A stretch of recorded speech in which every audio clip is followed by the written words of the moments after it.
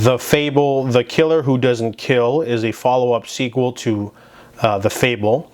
This one still takes place within the same year that Akira Sato is not allowed to kill anyone. So he's living with his sister and working still at the design company. They do like business cards and pamphlets. He's still working there. However, he's got to deal with a new villain, someone that he was told not to kill many years ago, who has ties to a young woman in a wheelchair who's trying to learn to walk again after she was crippled after a car accident.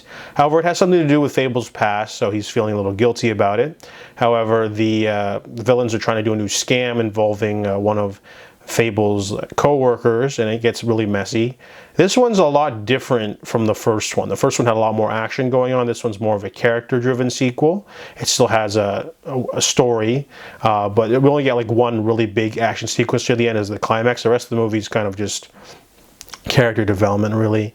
And it's a different, bold choice because the movie's still a full 2 hours, but it's, you know, still, I'd consider it like a lesser sequel, I guess, because there's less action, but it still has the rich character development and story. You know, it's still trying to, it's based off of a manga as well, so they just picking whatever arc or story they have.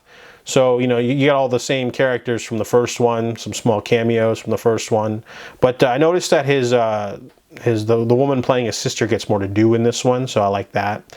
And they introduced a couple new antagonists that are pretty interesting as well.